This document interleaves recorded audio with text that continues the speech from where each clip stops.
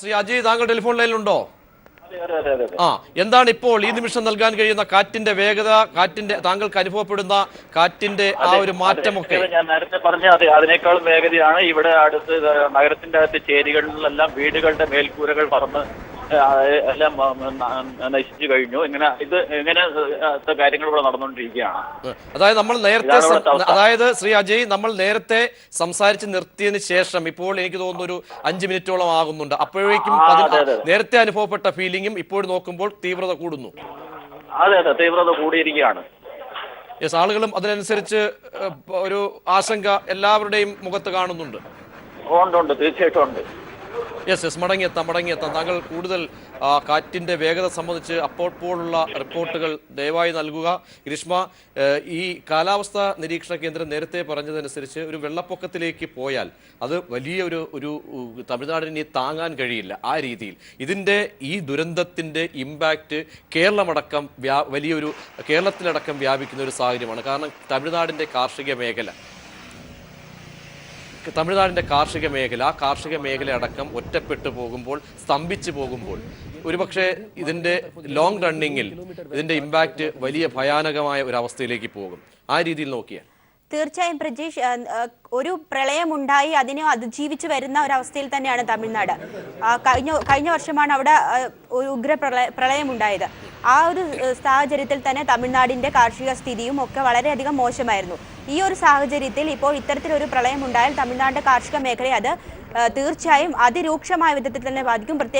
പ്രത്യേകിച്ച് ഇത്തരത്തിൽ ഒരു നോട്ട് പിൻവലിക്കൽ പ്രതിസന്ധിയിലൊക്കെ ജനങ്ങൾ നിൽക്കുന്ന സാഹചര്യത്തിൽ ആളുകളുടെ കയ്യിൽ ഉപയോഗിക്കാൻ ആളുകളെ ഒഴിപ്പിക്കുന്ന ദൃശ്യങ്ങളാണ് പീപ്പിൾ ടിവിയിലൂടെ കാണാൻ കഴിയുന്നത്. ഏറ്റവും പുതിയ ദൃശ്യങ്ങൾ പീപ്പിൾ നൽകുന്നു. ആളുകളെ ഒഴിപ്പിക്കുന്നു. തീരപ്രദേശങ്ങളിൽ നിന്നും ആളുകളെ ഒഴിപ്പിച്ച് സുരക്ഷിത മേഖലയിലേക്ക് മാറ്റുന്നതിന്റെ ദൃശ്യങ്ങളാണ് ഏറ്റവും പുതിയ ദൃശ്യങ്ങൾ കാണുന്നു. വാഹനങ്ങൾ കടൽ തീരത്ത് കൊണ്ടുവന്ന് ഇടുന്നു. KSRTCയിലേക്ക് ആളുകളെ കയറ്റി സുരക്ഷിത മേഖലകളിലേക്ക് കൊണ്ടുപോകുന്ന ദൃശ്യങ്ങൾ. ഒപ്പം കാറ്റ് നൽകുന്ന താണ്ഡവം, അതാണ് ആ മരം താഴേക്ക് പതിക്കുന്ന തരത്തിലേക്കുള്ള ഏറ്റവും പുതിയ ദൃശ്യങ്ങൾ വരുന്നു. വാഹനത്തിന് മുകളിലേക്ക് മരം വീണുന്ന ദൃശ്യങ്ങളൊക്കെ കാണാൻ കഴിയുന്ന ഏറ്റവും പുതിയ ദൃശ്യങ്ങളാണ് ചെന്നൈയിൽ നിന്നും നൽകാൻ കഴിയുന്നത്. ഇടവേളയിലേക്ക് പോയ ശേഷം പെട്ടെന്ന് മടങ്ങിയെത്താം. ഇതിന്റെ കൂടുതൽ തീവ്രമായ അംശങ്ങളുടെ ദൃശ്യങ്ങളിലേക്കും ഒക്കെ തന്നെ മടങ്ങിയെത്താൻ. വർഷ ചുഴലിക്കാറ്റ് വരുന്നതിന് മുന്നോടിയായി തീരപ്രദേശങ്ങളിൽ നിന്നും ഇപ്പോൾ ഒഴിപ്പിക്കുന്ന ദൃശ്യങ്ങളാണ് കാണാൻ കഴിയുന്നത്. നിരവധി പേരെ, 7000-ഓളം പേരെ ഇപ്പോൾ തമിഴ്നാട്ടിന്റെ വിവിധ മേഖലയിൽ നിന്നും ഒഴിപ്പിച്ചു. തമിഴ്നാട് ട്രാൻസ്പോർട്ട് കോർപ്പറേഷന്റെ വാഹനങ്ങളിലും ഒപ്പം തന്നെ മറ്റ് ചെറു വാഹനങ്ങൾ, ആളുകളുടെയൊക്കെ തന്നെ കൂട്ടായ്മയിൽ ഒക്കെയാണ് ഇപ്പോൾ വാഹനങ്ങളിൽ ആളുകളെ തീരപ്രദേശങ്ങളിൽ നിന്ന് മാറ്റി വിവിധ മേഖലകളിലേക്ക് മാറ്റിക്കൊണ്ടിരിക്കുന്നത്. 140 km/h അതാണ് ഇപ്പോൾ കാറ്റിന്റെ വേഗത എന്നാണ് അറിയാൻ കഴിയുന്നത്. വെല്ലൂരിൽ ഒപ്പം തിരുവള്ളൂരിൽ കനത്ത മഴ പെയ്യുന്നു. 500-ലേറെ മരങ്ങൾ കടപുഴകി വീണു എന്ന് അനൗദ്യോഗിക റിപ്പോർട്ട് വരുന്നുണ്ട്. റോഡിൽ വാഹനങ്ങൾ മുന്നോട്ട് പോകരുത്, വാഹനങ്ങൾ എടുക്കരുത് എന്ന നിർദ്ദേശം കാലാവസ്ഥാ നിരീക്ഷണ കേന്ദ്രം നൽകുന്നുണ്ട്. പല മേഖലകളും ഒറ്റപ്പെട്ട് കിടക്കുന്നു. ഇപ്പോൾ നെല്ലൂർ മേഖലയിൽ 1000 പേരെ അവിടെ നിന്നും മാറ്റി പാർപ്പിച്ചു. ചെന്നൈയുടെ സമീപ പ്രദേശങ്ങളിൽ ഉള്ള സ്ഥലങ്ങളിലൊക്കെ തന്നെ ഇത്തരത്തിൽ ആളുകളെ മാറ്റി പാർപ്പിക്കുന്നുണ്ട്. തമിഴ്നാട് റോഡ് ട്രാൻസ്പോർട്ട് കോർപ്പറേഷൻ്റെ വാഹനത്തിൽ ആളുകളെ മാറ്റുകയാണ് വിവിധ പ്രദേശങ്ങളിലേക്ക്. ഏറ്റവും പുതിയ വിവരങ്ങളാണ് ഇപ്പോൾ ലഭിച്ചുകൊണ്ടിരിക്കുന്നത് തമിഴ്നാട്ടിൽ നിന്നും. അജയ് ടെലിഫോൺ ലൈനിൽ തമിഴ്നാട്ടിൽ നിന്നും ചേരുന്നുണ്ട്. ശ്രീ അജയ്, കേൾക്കാമോ? അജയ് അദ്ദേഹത്തിൻ്റെ ടെലിഫോണും കാറ്റിൻ്റെ രൂക്ഷത കൊണ്ട് ടെലിഫോൺ ബന്ധത്തിലും തകരാറ് സംഭവിച്ചിരിക്കുന്നു. അതിരൂക്ഷമായ കാറ്റാണ് ഇപ്പോൾ ചെന്നൈയിലും പരിസര പ്രദേശങ്ങളിലും അടിച്ചുകൊണ്ടിരിക്കുന്നത്. ദൃശ്യങ്ങളിൽ കാണാൻ കഴിയുന്നുണ്ട്. തീരപ്രദേശങ്ങൾ ഒറ്റപ്പെട്ടു പോകുന്ന അവസ്ഥ, വൈദ്യുതി ബന്ധം വിച്ഛേദിക്കപ്പെട്ടിരിക്കുന്നു, ഇരുൾ മൂടുന്ന അവസ്ഥ, മഴ തുടർച്ചയായി തന്നെ പെയ്യുന്നു. മഴ ശക്തി പ്രാപിച്ചേക്കാം. കാറ്റിൻ്റെ 1:30 തന്നെ കാറ്റിൻ്റെ ഗതി വ്യക്തമായി കഴിയുമെന്നാണ് നേരത്തെ വിശദാംശങ്ങൾ ലഭിച്ചത്. കരയിലേക്ക് പൂർണ്ണമായും അടുത്ത് കഴിയുമ്പോൾ വ്യക്തമാകുന്ന ദൃശ്യങ്ങൾ ഇപ്പോൾ മാധ്യമപ്രവർത്തകരൊക്കെ തന്നെ അവിടെ റിപ്പോർട്ട് ചെയ്യുന്ന ദൃശ്യങ്ങളാണ്. ജീവൻ മരണം പോരാട്ടങ്ങളിലൂടെ ഒരുപക്ഷെ ജീവൻ പോലും അവഗണിച്ച് അവർ അവർ റിപ്പോർട്ടിങ്ങിന് എത്തുന്നു. അതിൻ്റെ ദൃശ്യങ്ങൾ, കാറ്റ് കൂടുതൽ ശക്തി പ്രാപിക്കുന്ന ദൃശ്യങ്ങളിലേക്കാണ് പോകാൻ കഴിയുന്നത്. ഇപ്പോൾ തമിഴ്നാട് സർക്കാർ കൂടി യോഗം ചേർന്ന് സ്ഥിതിഗതികൾ വിലയിരുത്തി കഴിഞ്ഞിട്ടുണ്ട്. ദേശീയ ദുരന്ത നിവാരണ സേനയും മറ്റ് സേനാ വിഭാഗങ്ങൾ, അഗ്നിശമന സേനാ വിഭാഗങ്ങൾ ഒക്കെ മുങ്ങൽ വിദഗ്ധരെ പ്രത്യേക ടീം 30-ലേറെ മുങ്ങൽ വിദഗ്ധരെ സജ്ജമാക്കി വിവിധ കേന്ദ്രങ്ങളിൽ നിർത്തിയിരിക്കുന്നു. അപകട സൂചനകളൊക്കെ ലഭിക്കുന്ന മുറയ്ക്ക് അവരെ ഉപയോഗിച്ചുള്ള രക്ഷാപ്രവർത്തനം കൂടുതൽ കാര്യക്ഷമമാക്കും എന്നാണ് ഇപ്പോൾ സംസ്ഥാന ആഭ്യന്തര വകുപ്പ് അറിയിച്ചിരിക്കുന്ന വിവരങ്ങൾ. NDRFിൻ്റെ പ്രത്യേക ടീം വിവിധ മേഖലകളിൽ ഹെലികോപ്റ്ററിൽ സജ്ജരായി തന്നെ നിൽക്കുന്ന കാഴ്ചയും നമുക്ക് ചെന്നൈയിൽ നിന്നും കാണാൻ കഴിയുന്നുണ്ട്. ഇപ്പോൾ രാജഗോപാൽ കമ്മത്ത് വീണ്ടും ചേരുന്നു. ശ്രീ രാജഗോപാൽ കമ്മത്ത്, ഓരോ നിമിഷങ്ങൾ കഴിയുന്തോറും നിർണായകമാകുന്നു എന്ന വിവരമാണ് നേരത്തെ അജയ് ചെന്നൈയിൽ നിന്നും അദ്ദേഹം വ്യക്തമാക്കിയത്. സമയം നമ്മൾ ഒന്ന് സംസാരിച്ചതിന് ശേഷം തന്നെ വീണ്ടും അതിൻ്റെ രൂക്ഷത വ്യക്തമാവുകയും ചെയ്യുന്നുണ്ട്. എങ്ങനെ വേണം മനസ്സിലാക്കാൻ സാഹചര്യങ്ങൾ? ഇപ്പോൾ ലാൻഡ് ഫോളിനുള്ള സമയം ഏതാണ്ട് ആയിക്കൊണ്ടിരിക്കുകയാണ്. ഇപ്പോൾ ലാൻഡ് ഫോളിലാണ് അതിൻ്റെ ഒരു തീവ്രത ആദ്യമായിട്ട് ചെന്നൈയുടെ കടൽ തീരങ്ങൾ അനുഭവിക്കാൻ പോകുന്നത്. ചെന്നൈയുടെ കടൽ തീരങ്ങളിൽ ശക്തമായ തിരയിളക്കം ഉണ്ടാകുകയും ആ തീരപ്രദേശങ്ങളിലുള്ള ആളുകളെ തീർച്ചയായിട്ടും ആ വളർബിളായിട്ടുള്ള പ്രദേശങ്ങളിലുള്ള ആളുകളെ തീർച്ചയായിട്ടും ബാധിക്കാൻ പോവുകയാണ്. അപ്പൊ അത് മാത്രമല്ല, അവിടെയുള്ള മരങ്ങൾ, അതുമാത്രമല്ല ഇലക്ട്രിക് പോസ്റ്റുകൾ, മൊബൈൽ ടവറുകൾ, അങ്ങനെയുള്ള കമാനങ്ങളൊക്കെ തന്നെയും ഈ സമയത്ത് വളരെ വൾണറബിളായിട്ടുള്ള കാര്യങ്ങളാണ്. അത് തീർച്ചയായിട്ടും ബാധിക്കപ്പെടും എന്ന് തന്നെയാണ് ഇപ്പോൾ നമുക്ക് പറയാനുള്ളത്. അത് മാത്രമല്ല, അടുത്ത കുറച്ച് സമയത്തേക്ക് ചെന്നൈയുടെ ചിലപ്പോൾ ഇതിന്റെ ഗതി എങ്ങനെയാണെന്ന് നമുക്ക് ഇപ്പോൾ പ്രവചിച്ചിരിക്കുന്നത്, ഗതി എന്ന് പറഞ്ഞു കഴിഞ്ഞാൽ വടക്കോട്ട് നീങ്ങും എന്നുള്ളതാണ് നമ്മളിപ്പോൾ പ്രതീക്ഷിച്ചിരിക്കുന്നത്. പക്ഷേ ഇതിന്റെ മറ്റ് ലാൻഡ് ഫോളിന് ശേഷം അത് ഏത് രീതിയിൽ എങ്ങോട്ടേക്ക് നീങ്ങും എന്നുള്ളത് നമുക്ക് കണ്ടറിയേണ്ടിയിരിക്കുകയാണ്. ഏതായാലും ചെന്നൈ നഗരത്തെ അത് ബാധിക്കും, വളരെ ശക്തമായി ബാധിക്കും എന്നുള്ളതിന് യാതൊരു സംശയവുമില്ല. അപ്പൊ അവിടെ ഉള്ള ആളുകൾ ഇപ്പോൾ തന്നെ മുൻകരുതലുകൾ എടുക്കും എന്നുള്ളതാണ് നമുക്കിപ്പോൾ അറിയാൻ കഴിയുന്നത്. നേരത്തെ ഫ്ലഡ് സിറ്റുവേഷൻ ഉണ്ടായ പോലെയുള്ള മുൻകരുതലുകളല്ല ഇതിന് വേണ്ടത്. കാരണം അവിടെ എല്ലാം ബോധവൽക്കരണം നടത്തണം. കാരണം അവിടെ മീഡിയയിലൂടെ അവരെ എല്ലാം അറിയിക്കണം. ഈ വൃക്ഷങ്ങളുടെ താഴെ പോയി നിൽക്കുകയും അതുപോലെ തന്നെ ലോലമായിട്ടുള്ള കമാനങ്ങളോ അല്ലെന്നുണ്ടെങ്കിൽ മൊബൈൽ ടവറോ അല്ലെന്നുണ്ടെങ്കിൽ ഇലക്ട്രിക് പോസ്റ്റുകളോ ഉള്ള ഇടങ്ങളിലൊന്നും, അതുപോലെ തന്നെ ഈ വലിയ ഹൈടെൻഷൻ വയറുകളുള്ള ഇടങ്ങളിലൊന്നും ആളുകൾ നിൽക്കാൻ പാടുള്ളതല്ല. അവരെ അവിടെ നിന്ന് മാറ്റേണ്ടതാണ്. അതുമാത്രമല്ല, മറ്റിടങ്ങളിൽ, അതായത് വളറബിളായിട്ടുള്ള മറ്റിടങ്ങളിലെല്ലാം സൂചനകൾ കൊടുക്കുകയും മുൻകരുതലുകൾ എടുക്കാനായിട്ടുള്ള നടപടികൾ സ്വീകരിക്കുകയും വേണം. പ്രത്യേകിച്ച് ഹോസ്പിറ്റൽസ് പോലെയുള്ള ഇടങ്ങളിൽ അതിനുവേണ്ടിയുള്ള മുൻകരുതലുകൾ തീർച്ചയായിട്ടും വേണ്ടതുണ്ട്. ഇപ്പോൾ ചിലപ്പോൾ കമ്മ്യൂണിക്കേഷൻ ലൈനുകളെല്ലാം ഇല്ലാതാകാനായിട്ടുള്ള ചാൻസ് ഉണ്ട്. നേരത്തെ തന്നെ ചെന്നൈ ഫ്ലഡിങ്ങിൽ കമ്മ്യൂണിക്കേഷൻ വളരെയധികം പ്രശ്നമായതാണ്. മൊബൈൽ കമ്മ്യൂണിക്കേഷനൊക്കെ പ്രശ്നമായതാണ്. അപ്പൊ അതിനുവേണ്ടിയുള്ള മുൻകരുതലുകൾ അവർ എടുക്കണം. അടുത്ത 12 മണിക്കൂറുകൾ തീർച്ചയായിട്ടും വളരെ നിർണായകമാണ്. ഏത് രീതിയിലാണ് ഇത് ബാധിക്കാൻ പോകുന്നതെന്ന് നമുക്ക് തീർച്ചയായിട്ടും കണ്ടറിയേണ്ടിയിരിക്കുകയാണ്. ഇപ്പോ കുറഞ്ഞ തോതിലൊക്കെ അവർ മുൻകരുതലുകൾ എടുത്തു എന്നുള്ളതാണ് നമുക്കിപ്പോൾ അറിയാൻ കഴിയുന്നത്. പക്ഷെ അത് എത്രത്തോളം ഫലപ്രദമാവും എന്നുള്ളതാണ് നമുക്കിപ്പോ അറിയേണ്ടത്. ഇന്ത്യയുടെ ഡിസാസ്റ്റർ മാനേജ്മെന്റ് സംവിധാനം തീർച്ചയായിട്ടും വളരെയധികം മുന്നേറിയിട്ടുണ്ട്. വളരെയധികം പ്രവർത്തനങ്ങൾ അവർ കാഴ്ചവെക്കുകയും ചെയ്യുന്നുണ്ട്. ഇപ്പോ നമ്മുടെ സൂപ്പർ കമ്പ്യൂട്ടറുകൾ വഴി നമുക്ക് കൃത്യമായിട്ടുള്ള ഒരു പ്രവചനവും ഇപ്പോൾ സാധ്യമായിട്ടുണ്ട്. ഇപ്പോ കഴിഞ്ഞ 2.5 മണി മുതൽ 4 മണി വരെയുള്ള ഇടയ്ക്കുള്ള സമയത്താണ് ഇത് ലാൻഡ്ഫോൾ വരുമെന്ന് പ്രതീക്ഷിച്ചിരുന്നത്. പക്ഷെ മറ്റ് ചില പ്രതിഭാസങ്ങൾ മൂലം ഇത് കുറച്ച് നേരത്തെ ആയിരിക്കുകയാണ്. അപ്പോൾ അതിന്റെ അപ്രവചനീയത തീർച്ചയായിട്ടും ബോധ്യം വന്നിരിക്കുന്നുണ്ടാവും. അതുപോലെ തന്നെ ഇതിന്റെ തീവ്രത ഏത് രീതിയിൽ വർദ്ധിക്കും, അതിന്റെ ദിശ എന്താകും എന്നുള്ളത് നമുക്ക് ലാൻഡ്ഫോളിന് ശേഷം മാത്രമേ നമുക്ക് അറിയാൻ കഴിയുള്ളൂ. ഇതിന്റെ ഒരു സൈക്ലോൺ ഉണ്ടാകുന്നതിന്റെ എതിർദിശയിലേക്കാണ് തീർച്ചയായിട്ടും കാറ്റുണ്ടാകുന്നത്. കരയിലേക്ക് ഉണ്ടാകുന്ന കാറ്റ് വളരെ ശക്തമായിരിക്കുകയും അതുമാത്രമല്ല കാറ്റിന്റെ ഗതിയിലും തീർച്ചയായിട്ടും ഈ പ്രവചനം നടത്താൻ നമുക്ക് കഴിയില്ല. കാരണം ഇതൊരു വളരെ വലിയൊരു ശക്തമായിട്ടുള്ള ഒരു കാലാവസ്ഥാ പ്രതിഭാസമാണ്. വളരെ വലിയ തോതിലുള്ള ഊർജം പുറത്തേക്ക് വിടുന്ന വളരെ വലിയൊരു സംഭവമാണ് സൈക്ലോൺ എന്ന് പറയുന്നത്. ഈ വർദ്ധ അതിനെക്കുറിച്ചൊന്ന് വിവരിച്ചത്, കാരണം എങ്ങനെയായിരിക്കും വന്ന് കഴിയുന്ന, അല്ലെങ്കിൽ എവിടെ നിന്നാൽ അതിന്റെ ഉത്ഭവം ഒക്കെ എങ്ങനെ ഒന്ന് വിവരിച്ചാൽ. ഇതിന്റെ മഹാസമുദ്രത്തിന്റെ ഉള്ളറകളിൽ നിന്നാണ് ഇതിന്റെ ഉത്ഭവം. അതായത് സമുദ്രോപരിതല താപനിലയിലെ വ്യതിയാനങ്ങൾ മൂലം അവിടെ ഓൾറെഡി ഒരു തണ്ടർസ്റ്റോം ഡെവലപ്പ് ചെയ്തിട്ടുണ്ടാവും. മഴയ്ക്ക് കാരണമാകുന്ന വ്യൂഹങ്ങൾ അവിടെ ഡെവലപ്പ് ചെയ്തിട്ടുണ്ടാവും. അതിൽ ശരിക്കും ഈ ലാറ്റന്റ് ഹീറ്റ് എന്ന് പറയുന്ന, അതായത് അതിൽ ലീനമായിട്ടുള്ള താപമുണ്ട്, അതിലെ വർധനവുണ്ടാകും. ആ വർധനവുണ്ടാകുമ്പോൾ അവിടെ ഒരു ലോ പ്രഷർ ഏരിയ ഡെവലപ്പ് ചെയ്യുകയും അവിടെ നിന്നും ഈ സൈക്ലോണിന് തുടക്കമാകുകയും ചെയ്യും. സൈക്ലോണിന് 2 ഭാഗങ്ങളുണ്ട്. ഒന്ന് അതിന്റെ കണ്ണാണ്, ഐ ഓഫ് ദ സൈക്ലോൺ എന്ന് പറയുന്ന പ്രദേശം എന്ന് പറയുന്നത് കുറച്ച് കിലോമീറ്ററുകൾ മാത്രമേ ദൂരമുള്ളൂ. അത് അവിടെ അവിടുത്തെ മർദ്ദം വ്യത്യസ്തമായിരിക്കും മറ്റിടങ്ങളെക്കാൾ. അതിന് ചുറ്റുമാണ് കിലോമീറ്ററുകൾ കണക്കിന് കനമുള്ള വളരെ വലിയ മേഘസാന്നിധ്യം ഉണ്ടാകുന്നത്. അതാണ് കറങ്ങുന്നത്. കോറിയോളിസ് ബലം എന്ന് പറയുന്ന ഒരു ബലമുണ്ട്. ആ ബലം കൊണ്ട് ഭൂമധ്യരേഖയ്ക്ക് ഉത്തര ദിശയിലേക്കുള്ള മേഘങ്ങൾ ആന്റി ക്ലോക്ക് വൈസ് ദിശയിലേക്കാണ് കറങ്ങുന്നത്. നമ്മൾ ഇക്വേറ്ററിന് ഇപ്പുറത്തായതുകൊണ്ട് ഉത്തര അർദ്ധഗോളത്തിലായതുകൊണ്ട് അത് ആന്റി ക്ലോക്ക് വൈസ് മോഷനിൽ കറങ്ങുകയും അങ്ങനെയാണ് അത് മുന്നോട്ട് പോകുന്നത്. കുറച്ച് കിലോമീറ്റർ 24 മുതൽ 50 കിലോമീറ്റർ വരെ വേഗതയിലാണ് ഇത് നീങ്ങുന്നത്.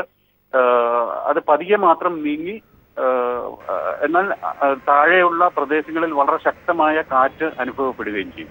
ഇത് വരുന്നതിന് മുമ്പ്, അതായത് ഈ വായുഭാഗങ്ങളുടെ വ്യത്യാസം മൂലം വരുന്നതിന് മുമ്പ് വളരെ ശാന്തത അനുഭവപ്പെടുകയും പെട്ടെന്ന് തന്നെ അവിടുത്തെ കാറ്റ് അടിക്കുകയും വളരെ ശക്തമായിട്ടുള്ള ഊർജ്ജപ്രവാഹം ഉണ്ടാകുകയും അതുവഴി ശക്തമായ മഴയും ഉണ്ടാകുകയും ചെയ്യും. അങ്ങനെയാണ് ഇതിന്റെ നാശനഷ്ടങ്ങൾ പൊതുവെ രേഖപ്പെടുത്തുന്നത്. ഇപ്പോൾ ഇവിടെയുള്ള ട്രോപ്പിക്കൽ സൈക്ലോൺ പോലെ തന്നെയാണ് അറ്റ്ലാന്റിക്കൽ ഹറിക്കെയിൻ എന്നും പറയുന്നത്, പസഫിക്കൽ ടൈഫൂൺ എന്നും പറയുന്നത്.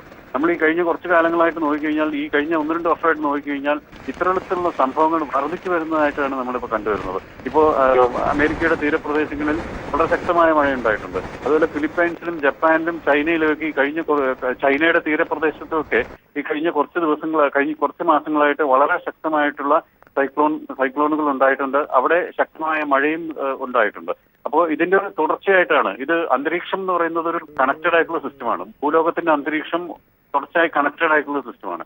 ആ അന്തരീക്ഷത്തിൽ ഉണ്ടാകുന്ന ഊർജത്തിലെ വ്യതിയാനങ്ങൾ തീർച്ചയായിട്ടും ഇത്തരത്തിലുള്ള സംഭവങ്ങളെ പല ഭാഗങ്ങളിലും ഉണ്ടാകാനായിട്ടുള്ള കാരണമായിട്ട് വരുന്നുണ്ട്. ഇപ്പോൾ എൽനിനോയും ഇതുമൊക്കെ ആയിട്ട് കണക്ഷൻ ഉണ്ട്. കാരണം സമുദ്രോപരിതലത്തിന്റെ താപനിലയാണ് ഇതെല്ലാം നിശ്ചയിക്കുന്നത്. സമുദ്രോപരിതലത്തിലെ താപനില കൂടുന്നത് സൂര്യന്റെ വികിരണം മൂലമാണ്. നമുക്കറിയാം, ഭൂമി ചെരിഞ്ഞിരിക്കുകയാണ്.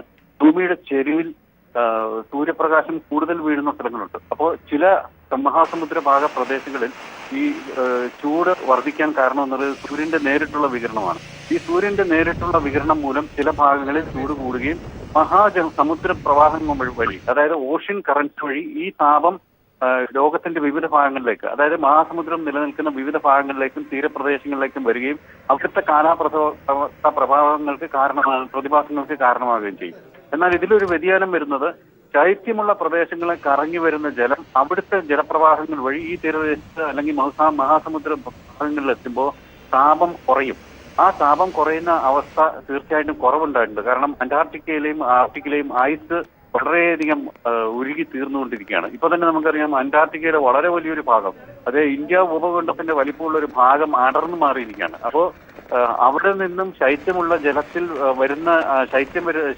ജലം വരുന്നതിൽ കുറവുണ്ടായിട്ടുണ്ട്. അതുകൊണ്ട് തന്നെയാണ് സമുദ്രോപരിതല താപനിലയിൽ വളരെ കുറവൊന്നും ഉണ്ടാക്കുന്നത്. 27-28 ഡിഗ്രി നിലയിൽ ഈ താപനില 22-23 ഡിഗ്രി താപനിലയിൽ ഇത് തുറന്നുകൊണ്ടിരുന്നു കഴിഞ്ഞാൽ തീർച്ചയായിട്ടും മഹാസമുദ്രത്തിന്റെയും കരയുടെയും താപനിലകളിൽ വലിയ വ്യത്യാസം വരാതിരിക്കുകയും വളരെ വലിയ കാലാവസ്ഥാ വ്യതിയാനത്തിന് കാരണമാവുകയും ചെയ്യും. ഇത് തന്നെയാണ് തീർച്ചയായിട്ടും നമ്മളിപ്പോൾ അനുഭവിച്ചുകൊണ്ടിരിക്കുന്ന കാലാവസ്ഥാ വ്യതിയാനത്തിന് കാരണമായിട്ട് വരുന്നത്. അതായത് കരയുടെയും സമുദ്രഭാഗങ്ങളുടെയും താപനിലയിൽ വലിയ വ്യത്യാസമില്ല. അതുകൊണ്ട് ഒരേ രീതിയിൽ ജലത്തിന്റെ താപം നിലനിർത്തുന്ന ശേഷി വളരെ വലുതാണ്. കരയാകട്ടെ വൈകുന്നേരമാകുമ്പോൾ ഈ സൂര്യൻ മറഞ്ഞു കഴിയുമ്പോൾ ഇൻഫ്രാറെഡ് റേഡിയേഷൻ വഴി താപനില കുറയുകയും തണുക്കുകയും ചെയ്യും. എന്നാൽ സമുദ്രത്തിന്റെ താപനില അതുപോലെ തന്നെ തുടരുകയും ചെയ്യും. അതുകൊണ്ട് തീർച്ചയായിട്ടും ശ്രീ രാജഗോപാൽ കമ്മത്ത്, ദയവായി തുടരുക. ഇപ്പോൾ ഏറ്റവും പുതിയ വിവരങ്ങൾ കൂടി നമുക്ക് ലഭ്യമാക്കേണ്ടതുണ്ട്. കടുത്ത ഒരു നിലയിലേക്ക് തമിഴ്നാട് പോകുന്നു, ചെന്നൈ പോകുന്നു. പ്രകൃതി കൂടുതൽ താണ്ഡവമാകുന്നു, തീവ്രതയിലേക്ക് പോകുന്നു. കാറ്റ് ഉഗ്രരൂപിണിയായി തന്നെ, ആലങ്കാരികമായി പറഞ്ഞാൽ വർദ്ധിത വീര്യത്തോടുകൂടി വർദ്ധ എത്തുന്നു എന്ന് വേണം പറയാൻ. 1:30 വളരെ നിർണായകമായിരിക്കും. 2 മുതൽ 5 മണിക്കൂർ, 2-നും 5-നും ഇടയിൽ നിർണായകമായ നിമിഷങ്ങൾ സംഭവിച്ചേക്കാം എന്ന ഉറ്റുനോക്കുകയാണ് ശാസ്ത്രലോകം മുഴുവൻ. ആളുകൾ കൂടുതൽ ഭീതിയോടുകൂടി വീടുകളിൽ തങ്ങുന്ന സാഹചര്യം. 500-ലേറെ മരങ്ങൾ കടപുഴകി റോഡിലേക്ക് വീഴുന്നു. വൈദ്യുതി ബന്ധം പൂർണ്ണമായും തന്നെ വിച്ഛേദിക്കപ്പെടുന്ന ഒരു സാഹചര്യത്തിലേക്ക് പോകുന്നു. ശ്രീ രാജഗോപാൽ കമ്മത്ത് തത്സമയം നമ്മോടൊപ്പം ചേരുകയാണ്. ശ്രീ രാജഗോപാൽ കമ്മത്ത്, ഇതൊക്കെയാണ് ഇപ്പോൾ അനുഭവപ്പെട്ടുകൊണ്ടിരിക്കുന്ന തീവ്രത. വെള്ളപ്പൊക്കത്താൽ കൂടുതൽ താന്നു പോകുന്ന അല്ലെങ്കിൽ രൂക്ഷമായ ആ മുറിവ് ഉണങ്ങുന്നതിന് മുൻപ് ആണിപ്പോൾ ഒരു പ്രകൃതി ദുരന്തം കൂടി ചെന്നൈയിലേക്ക് വരുന്നത്. ചെന്നൈയുടെ ഭൂമിശാസ്ത്രമൊക്കെ പരിശോധിച്ചാൽ ഇതിനെ നേരിടാൻ തക്ക രീതിയിൽ സജ്ജമാണോ? കാരണം അവിടുത്തെ ഓരോ വീടുകളുണ്ട്, കെട്ടിടങ്ങളുണ്ട്, ഇതിൻ്റെയൊക്കെ തന്നെ ഘടന ഒക്കെ പരിശോധിച്ചു കഴിഞ്ഞാൽ ഈ 2 മുതൽ 5, 2-നും 5-നും ഇടയ്ക്കിൽ എന്തൊക്കെ സംഭവിച്ചേക്കാം അനുമാനങ്ങളിലൂടെ വ്യക്തമാക്കിയാൽ? ഈ ചെന്നൈ എന്നല്ല, ലോകത്തിലെ ഒരു പ്രദേശവും സൈക്ലോൺ പോലെയുള്ള വലിയ പ്രതിഭാസങ്ങളെ നേരിടാൻ പ്രാപ്തമല്ല. കാരണം വളരെ വലിയൊരു ഊർജ്ജമാണ് ഈ വേളയിൽ പുറത്തേക്ക് വരാൻ പോകുന്നത്. അതിനെ പ്രതിരോധിക്കാനുള്ള ഒരു മാർഗ്ഗങ്ങളും തൽക്കാലം നമ്മുടെ കയ്യിലില്ല. പക്ഷേ സമ്പന്നർ താമസിക്കുന്ന മേഖലകളിൽ തീർച്ചയായിട്ടും വലിയ പ്രശ്നങ്ങൾ ഉണ്ടാകുന്നില്ല. കാരണം കോൺക്രീറ്റ് ജംഗിൾസ് ആണ്, അവിടെ പ്രത്യേകിച്ച് പ്രശ്നങ്ങളൊന്നും ഉണ്ടാകാൻ പോകുന്നില്ല. പക്ഷേ അവരുടെ കമ്മ്യൂണിക്കേഷൻ ലൈൻസും ഇലക്ട്രിക് പോസ്റ്റുകളെല്ലാം വൾണറബിൾ ആണ്, അതിന് തീർച്ചയായിട്ടും പ്രശ്നമുണ്ടാകും. ഇതിൽ ഏറ്റവും കൂടുതൽ ബാധിക്കാൻ പോകുന്നത് വളരെ വലിയൊരു പോപ്പുലേഷൻ, അതായത് സാധുജനങ്ങൾ, വളരെ ശക്തമല്ലാത്ത വീടുകളിൽ താമസിക്കുന്ന ജനങ്ങൾ, കൃഷിയെ ആശ്രയിച്ച് കഴിയുന്ന ജനങ്ങൾ, തീരദേശത്തെ ആശ്രയിച്ച്, കടലിനെ ആശ്രയിച്ച് കഴിയുന്ന ജനങ്ങൾ, അവരെയാണ് ഇത് ഏറ്റവും കൂടുതലായിട്ട് ബാധിക്കാൻ പോകുന്നത്. എല്ലാ കലാമിറ്റീസും, എല്ലാ നാച്ചുറൽ കലാമിറ്റീസും ഇത്തരക്കാരെയാണ് സാധാരണ ബാധിക്കുക. നമുക്കറിയാം, കഴിഞ്ഞ ഫ്ലഡിങ്ങിൻ്റെ സമയത്ത് ഈ തീരദേശത്തും ഇത്തരത്തിലുള്ള ചേരികളിലും താമസിക്കുന്ന ആളുകൾക്ക് എത്രത്തോളം നാശനഷ്ടം ഉണ്ടായി എന്നുള്ളതിനെക്കുറിച്ച് യാതൊരു കണക്കുകളുമില്ല. അപ്പോൾ അവർക്ക് എന്തൊക്കെ സംഭവിച്ചെന്നോ അവർക്ക് എന്തൊക്കെ കോമ്പൻസേഷൻ കിട്ടിയോന്നോ നമുക്കറിയില്ല. എന്നാൽ സിറ്റിയുടെ മറ്റു ഭാഗങ്ങളിലുള്ളവർക്ക് അല്ലെന്നുണ്ടെങ്കിൽ മറ്റു ഭാഗങ്ങളിൽ എത്രത്തോളം നാശനഷ്ടം ഉണ്ടായി എന്നുള്ളതിനെ കുറിച്ചെല്ലാം നമുക്ക് വ്യക്തമായ കണക്കുകളുണ്ട്. അത്തരക്കാർ വിസ്മൃതിയിലാണ്. അത് വലിയൊരു പ്രശ്നമാണ്. ആ ഗ്യാപ്പ് നമുക്ക് തീർച്ചയായിട്ടും കുറച്ച് കൊണ്ടുവരേണ്ടതായിട്ടുണ്ട്. പ്രത്യേകിച്ച് ഇത്തരത്തിലുള്ള സന്ദർഭങ്ങളാണ് നമുക്ക് അതിൻ്റെ ഒരു സൂചകങ്ങളായിട്ട് വരുന്നത്. ഇപ്പോൾ അവർ വളരെയധികം മുൻകരുതലുകൾ എടുത്തിട്ടുണ്ടാവും. ഫ്ലഡിങ്ങിൻ്റെ സമയത്തുണ്ടായിരുന്ന മുൻകരുതലല്ല ഇതിന് വേണ്ടത്. കാരണം ഇതിൽ മാറ്റിപ്പാർപ്പിക്കലും മറ്റു കാര്യങ്ങളും ഒക്കെയാണ് വേണ്ടത്. ഫ്ലഡിങ്ങിൻ്റെ സമയത്താണെന്നുണ്ടെങ്കിൽ അതിന് വേണ്ടിയുള്ള കാര്യങ്ങളാണ്. എന്തായാലും ഫ്ലഡിങ് തീർച്ചയായിട്ടും വളരെ വലിയ രീതിയിൽ ഇപ്പോൾ ഉണ്ടാകാൻ പോകുന്നില്ല. കാരണം ഈ സൈക്ലോൺ കൊണ്ട് അന്നത്തെ പോലുള്ള ശക്തമായ മഴ പെയ്യാനായിട്ടുള്ള ചാൻസ് കുറവാണ്. കാരണം നല്ല ശക്തമായിട്ടുള്ള കാറ്റുണ്ട്. അതുകൊണ്ട് തന്നെ ഇത് കുറച്ച് മണിക്കൂറുകൾക്കുള്ളിൽ തന്നെ ഈ വായുഭാഗം അങ്ങോട്ടേക്ക് വടക്കോട്ടേക്ക് മാറിപ്പോകുന്നുള്ളതിന് യാതൊരു സംശയമില്ല. അതുകൊണ്ട് തന്നെ അത്തരത്തിലുള്ള ഒരു ഫ്ലഡിങ്ങിനുള്ള ചാൻസ്, കഴിഞ്ഞ വർഷം ഉണ്ടായതുപോലുള്ള ഫ്ലഡിങ്ങിനുള്ള ചാൻസ് വളരെ കുറവാണ്. എന്നിരിക്കലും ലോ ലൈയിങ് പ്ലേസസ്, വളരെ താഴ്ന്നിരിക്കുന്ന പ്രദേശങ്ങൾ, കഴിഞ്ഞ തവണ നമുക്കറിയാം നദി ഒഴുകിയിരുന്ന സ്ഥലങ്ങളാണ്, അടയാർ ഒഴുകിയിരുന്ന സ്ഥലങ്ങളിലൊക്കെയാണ് വളരെ വലിയ ഫ്ലാറ്റുകളും കമാനങ്ങളും വീടുകളും ഒക്കെ പണിത് വെച്ചിരിക്കുന്നത്, അല്ലെന്നുള്ള ഫാക്ടറികളും മറ്റുമൊക്കെ. അവിടെയാണ് തീർച്ചയായിട്ടും ഫ്ലഡിങ് ഉണ്ടായത്. അപ്പോൾ അത്തരത്തിലുള്ള ലോ ലൈയിങ് പ്ലേസസിൽ തീർച്ചയായിട്ടും പ്രശ്നങ്ങൾ ഉണ്ടാകാനായിട്ടുള്ള ചാൻസ് ഉണ്ട്. അത് സാധാരണ മഴ പെയ്തു കഴിഞ്ഞാൽ തന്നെ, തുടർച്ചയായിട്ടുള്ള മഴ പെയ്താൽ തന്നെ അത്തരത്തിലുള്ള സംഭവങ്ങളുണ്ടാകും. ഇത് നിർണായകമായിട്ടുള്ള സമയങ്ങളിലൂടെയാണ് നമ്മളിപ്പോൾ കടന്നു പോയിക്കൊണ്ടിരിക്കുന്നത്. ഇപ്പോൾ തന്നെ അവിടെ തീവ്രമായ അവസ്ഥകൾക്ക് തുടക്കമുണ്ടായി കാണും എന്നാണ് ഇപ്പോൾ പ്രതീക്ഷിക്കുന്നത്. അവിടെ തീർച്ചയായിട്ടും അവർ മുൻകരുതലുകൾ എടുത്തിട്ടുണ്ടാകും. അതുകൊണ്ട് അതിന്റെ ആഘാതം കുറയ്ക്കാൻ മാത്രമേ കഴിയുള്ളൂ. അത് ഒഴിവാക്കാനായിട്ട് നമുക്ക് ശ്രീ രാജഗോപാൽ കമ്മത്ത്, സ്വയം നമുക്ക് ഒരു സുരക്ഷാ മാർഗങ്ങൾ ഏത് തരത്തിലൊക്കെ സ്വീകരിക്കാൻ കഴിയും? പ്രത്യേകിച്ച് ദുരന്ത നിവാരണ സേനയടക്കം സജ്ജമായിട്ടുണ്ട്. അവർക്കൊപ്പം നമ്മൾ കൂടി ചിന്തിച്ച് ഒരു മുൻകരുതലിലേക്ക് ഈ ഘട്ടത്തിൽ വരാൻ പോകുന്ന മണിക്കൂറുകളിൽ എത്രത്തോളം സജ്ജമായി മുന്നോട്ട് പോകാൻ കഴിയും സ്വയം? ഇപ്പോൾ മരങ്ങളുടെ അടുത്തൊന്നും ഇപ്പോൾ നിൽക്കാൻ പാടുള്ളതല്ല. അതുപോലെ ഇലക്ട്രിക്കൽ പോസ്റ്റുകൾ ഉള്ള സ്ഥലങ്ങളിലൊന്നും നമ്മൾ നിൽക്കാൻ പാടുള്ളതല്ല. മൊബൈൽ ടവറുകൾ, അതുപോലെ തന്നെ ഹൈ ടെൻഷൻ വയറുള്ള സ്ഥലങ്ങളിലൊന്നും നമ്മൾ ചുറ്റിത്തിരിയാൻ പാടുള്ളതല്ല. വീടുകളാണ് സുരക്ഷിതം. നല്ല ഉറപ്പുള്ള വീടുകളാണെങ്കിൽ അവിടെ തന്നെയാണ് സുരക്ഷിതം. അല്ലെങ്കിൽ സർക്കാർ ഏർപ്പെടുത്തിയിട്ടുള്ള ഇടങ്ങളിൽ പോയി സുരക്ഷിതമാകുക എന്നുള്ളതാണ് ഇപ്പോൾ ചെയ്യേണ്ടത്. അതുമാത്രമല്ല, അടുത്ത അവധി ദിവസങ്ങളാണ്. അപ്പോൾ അതിനു വേണ്ടിയുള്ള സംവിധാനങ്ങളൊക്കെ അവർ കരുതി വെക്കേണ്ടതായിട്ടുണ്ട് ഇപ്പോൾ തന്നെ.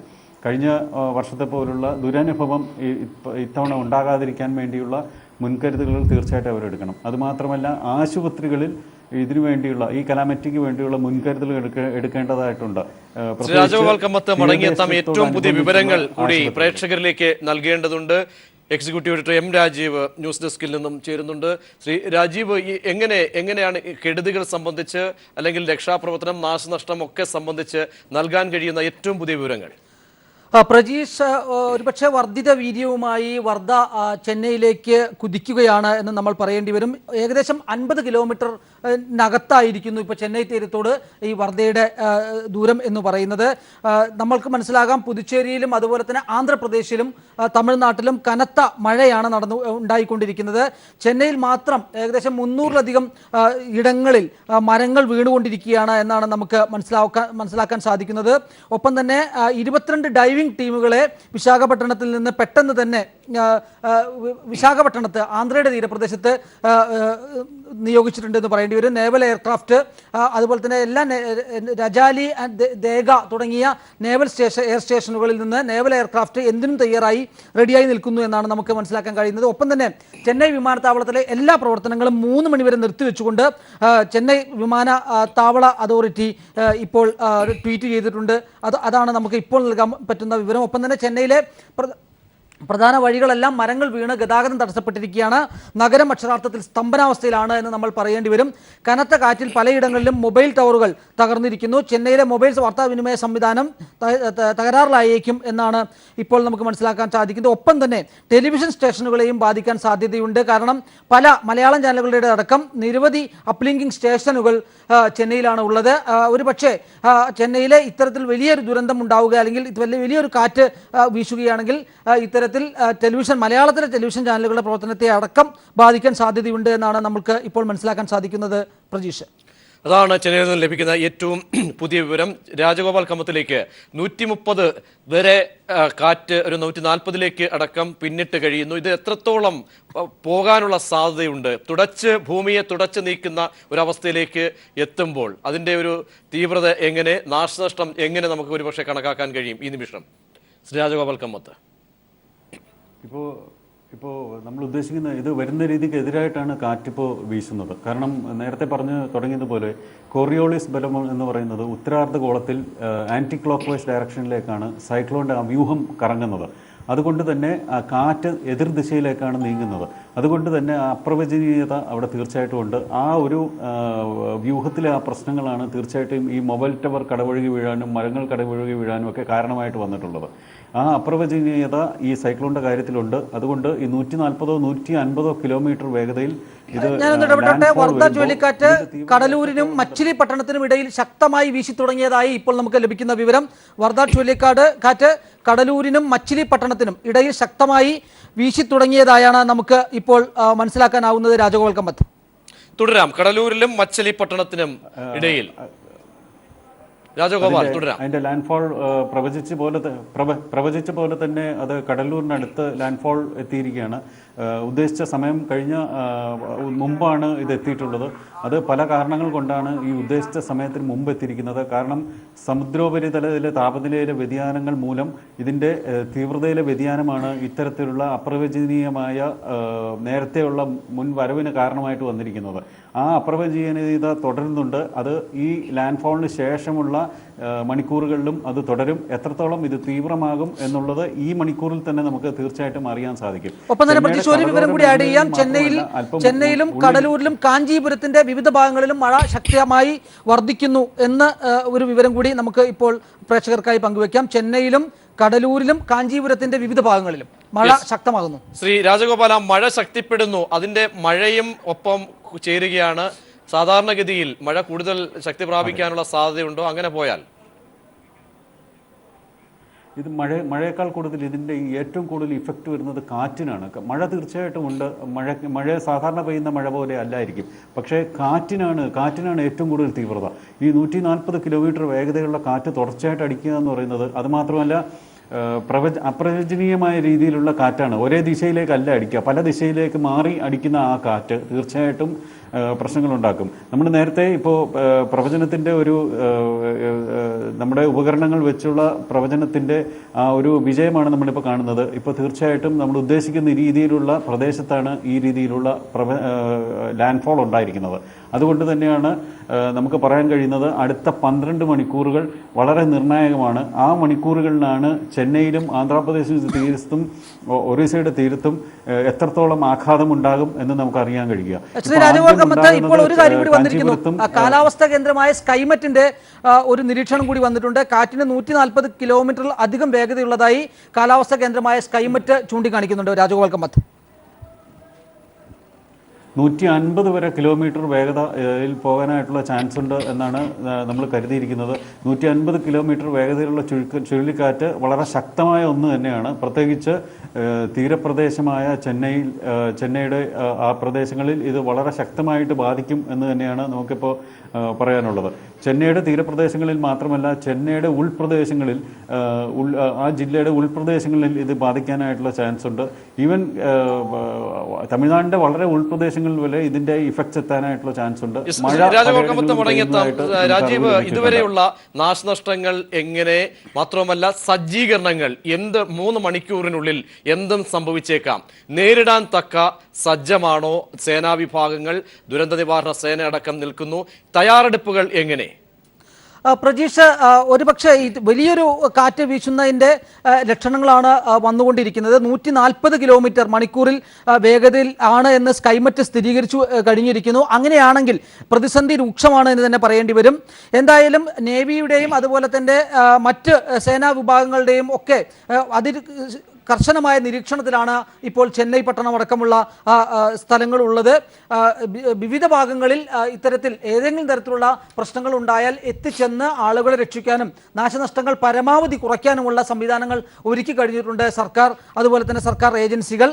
എന്തായാലും വലിയ ഒരു കാറ്റാണ് വരുന്നത് എന്നുകൊണ്ട് തന്നെ പ്രകൃതിയോട് മനുഷ്യൻ എത്രത്തോളം പിടിച്ചു നിൽക്കാനാകും എന്നുള്ളത് നമുക്ക് കണ്ടു തന്നെ അറിയണം.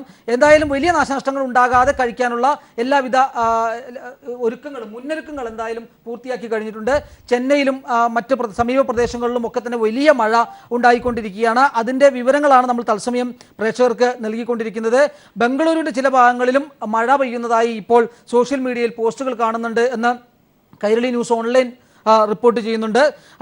വിവിധ കാര്യങ്ങൾ ഇതുമായി ബന്ധപ്പെട്ട കാര്യങ്ങൾ ലൈവ് ബ്ലോഗായി തന്നെ കൈരളി ന്യൂസ് ഓൺലൈൻ ചെയ്യുന്നുണ്ട് എന്നതുകൂടി പ്രേക്ഷകരുടെ ശ്രദ്ധയിൽപ്പെടുത്തുന്നു. എന്തായാലും ചെന്നൈയിലാണ് ഏറ്റവും കൂടുതൽ ശക്തമായ സാധ്യതകൾ. തൊട്ടടുത്ത് തന്നെ അധികം താമസിയാതെ തന്നെ ചെന്നൈ തീരത്തേക്ക് കാറ്റ് എത്തും എന്നാണ് നമുക്ക് മനസ്സിലാക്കുന്നത്. ഒപ്പം തന്നെ വിവിധ മറ്റ് സ്ഥലങ്ങളിൽ ചെറുതായി ഇതിൻ്റെ ഭാഗമായി കാറ്റ് നേരത്തെ പറഞ്ഞതുപോലെ കടലൂരിനും മച്ചിലിപ്പട്ടണത്തിനും ഇടയിൽ ശക്തമായി കാറ്റ് വീശി തുടങ്ങിയിരിക്കുന്നു. കനത്ത കാറ്റിൽ പലയിടങ്ങളിലും മൊബൈൽ ടവറുകൾ തകർന്നുകൊണ്ടിരിക്കുന്നു. അതുപോലെ തന്നെ ചെന്നൈയിൽ മൊബൈൽ വാർത്താവിനിമയ സംവിധാനങ്ങൾ തകരാറിലാകുമെന്നാണ് നമുക്ക് മനസ്സിലാക്കാൻ കഴിയുന്നത്. നമ്മുടെ PCR നിന്ന് തന്നെ ചെന്നൈയിലെ പലരെയും വിളിക്കുമ്പോൾ ഇപ്പോൾ കിട്ടാത്ത സാഹചര്യം ഉണ്ട്. അതുകൊണ്ട് തന്നെ എന്തായാലും വലിയ ഭീതി ഉളവാക്കുന്ന സംഭവമാണെങ്കിൽ പോലും അതിനെ മറികടക്കാൻ വിധത്തിലുള്ള സന്നാഹങ്ങൾ സർക്കാർ ഒരുക്കുന്നുണ്ട് എന്നാണ് അറിയിച്ചിരിക്കുന്നത്. അതുകൊണ്ട് തന്നെ അത്ര ഭീതിപ്പെടേണ്ട അല്ലെങ്കിൽ ഭയപ്പെടേണ്ട ഇതല്ല. എങ്കിൽ പോലും ഭീഷണമായ ഒരു സാഹചര്യം അവിടെ നിൽക്കുന്നുണ്ട്. ജനങ്ങൾ പുറത്തിറങ്ങരുതെന്ന കർശന നിർദ്ദേശം ഇപ്പോൾ നൽകിയിട്ടുണ്ട്. ഇത് പുതിയ നിർദ്ദേശമാണ്. അതുകൂടിയാണ് പ്രജീഷ് ഇപ്പോൾ പറയാനുള്ളത്. ശ്രീ രാജഗോപാൽ കമ്മത്ത്, അതായത് സജ്ജീകരണങ്ങൾ ഒക്കെ ഉണ്ട്, എല്ലാ തരത്തിലും സജ്ജമായി തന്നെ എന്ത് വന്നാലും നേരിടാൻ തയ്യാറായി നിൽക്കുന്നു. ഇതൊക്കെ പര്യാപ്തമാകുന്ന തരത്തിലാണോ? കാരണം വെള്ളപ്പൊക്കത്തെ നമ്മൾ നേരിട്ടതുപോലെയാണോ ഇതിനെ കാണേണ്ടത്? കാറ്റാണ്, ആ കാറ്റ് വിതയ്ക്കാൻ പോകുന്ന അപകടകരമായ സൂചനകളൊക്കെ നമ്മുടെ മുന്നിൽ ഉള്ള സ്ഥിതിക്ക് സജ്ജമാണോ കാര്യങ്ങൾ? സൈക്ലോണിന്റെ ആഫ്റ്റർ എഫക്ട്സ് നമുക്ക് തടയാനായിട്ടുള്ള മാർഗങ്ങളൊന്നും തൽക്കാലം നമുക്കില്ല. കാരണം ഇതിന് ഏറ്റവും മുൻകരുതലുകൾ എടുത്ത് നമ്മൾ സ്വസ്ഥമായിട്ട് ഉറപ്പുള്ള പ്രദേശങ്ങളിൽ നമ്മൾ നിൽക്കുക എന്നുള്ളത് മാത്രമേ ഉള്ളൂ ഇതിനൊരു പോംവഴി.